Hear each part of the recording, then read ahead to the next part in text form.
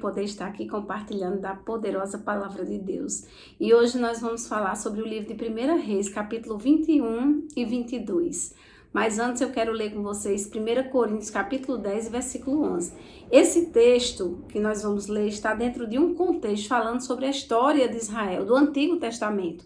E diz o seguinte: estas coisas que aconteceram a eles, ao povo de Israel, nos servem como exemplo, foram escritas como advertência para nós que vivemos no fim dos tempos, nos últimos dias. E nós sabemos pela palavra de Deus que nós estamos nos últimos dias, nas últimas horas, como diz o apóstolo João. E aqui nós vamos conhecer um pouco da história do rei Acabe. Nós sabemos que os reis, eles eram ungidos por Deus, reis, profetas e sacerdotes na antiga aliança. E não é diferente conosco hoje.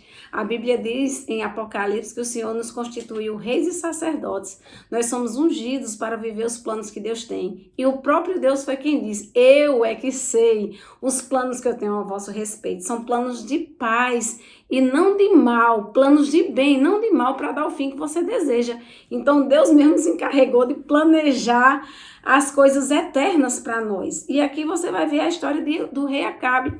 Um rei que não se desenvolveu, não tomou seu lugar naquilo que Deus tinha ungido ele para ser. E aí você vai ver o capítulo 21 contando a história do rei Acabe. Olha, ele está no seu palácio em Samaria, nesse tempo que as tribos já tinham sido divididas, o reino tinha sido dividido, e ele reinava sobre as 10 tribos de Israel. E no capítulo 21, ele está no seu palácio em Samaria, depois dele vir de uma situação, porque no versículo 43 fala que ele estava em Samaria, ele foi para casa em Samaria, indignado e aborrecido. Por quê?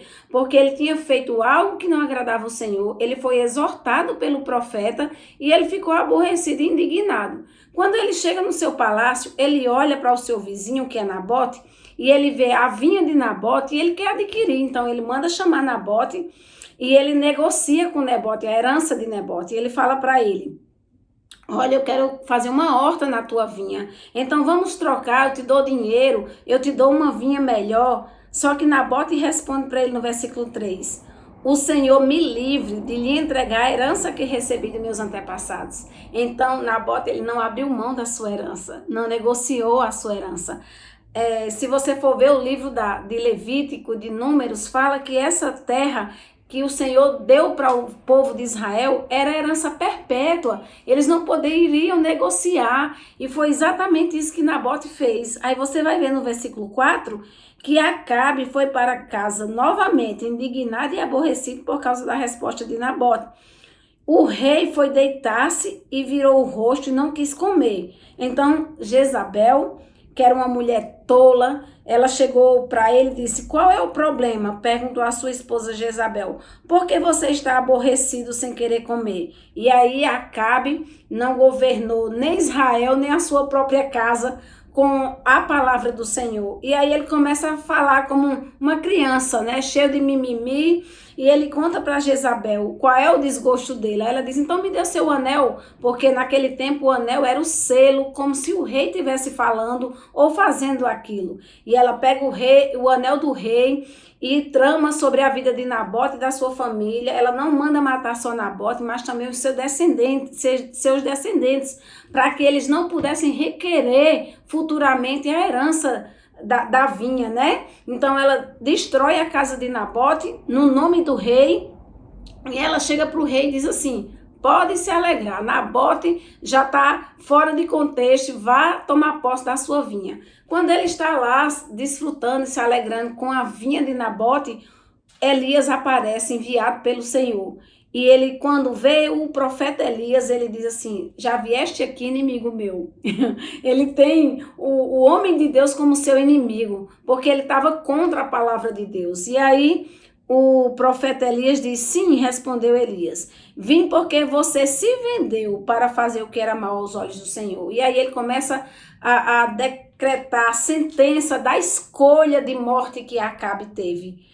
E aí no versículo 25 diz assim: não houve ninguém que tenha se vendido tão completamente para fazer o que era mal aos olhos do Senhor como Acabe, influenciado por sua esposa Jezabel. E aí você vai para o capítulo 22 aonde Josafá, que era rei de Judá, faz uma visita ao rei Acabe, e quando ele chega lá, o rei Acabe diz: olha, aquela terra que os sírios tinham se apossado, ela nos pertence. Você se alia comigo para a gente adquirir novamente aquela terra? E aí o rei Josafá concede, só que Josafá, a Bíblia diz que ele fez o que era bom aos olhos do Senhor, reto aos olhos do Senhor. Ele foi um bom rei. E a Bíblia diz que ele diz assim: tem algum profeta para que a gente possa consultar? Porque os reis que temiam o Senhor, eles não faziam nada sem antes consultar ao Senhor. E o rei Acabe manda chamar os seus próprios profetas. E quando os profetas de Acabe chegam, só dizem: você tem vitória, você já venceu, e só declara coisa boa. Só que o rei Josafá, ele diz: não tem nenhum profeta do Senhor. E aí eles mandam chamar Micaías, que era um profeta do Senhor. E Micaías chega naquele momento, ele antes tem uma visão do trono de Deus, e quando ele é chamado, o próprio Acabe diz também que ele é inimigo, porque só profetiza coisas ruins. E quando ele é chamado para falar, ele diz: eu vou falar somente o que eu ouvi do Senhor. E aí o profeta Micaías, ele começa a decretar aquilo, juízo sobre a casa de Acabe, porque o Senhor, ele tinha abandonado o Senhor, ele tinha feito coisas mal aos olhos do Senhor, foi a escolha dele. E aí quando ele faz isso, nós tiramos uma lição sobre a vida de Nabote e sobre a vida de Micaías. Eles não se venderam, eles não negociaram a sua herança. E aí fica como exemplo e advertência para nós. Os planos que Deus tem para nós são o melhor plano, não existe outro. Qualquer coisa contrária a isso é fake news. Nós precisamos ficar com a palavra do Senhor. Então aproveite aí, se inscreve no canal, ativa o sininho e compartilha essa mensagem. Shalom!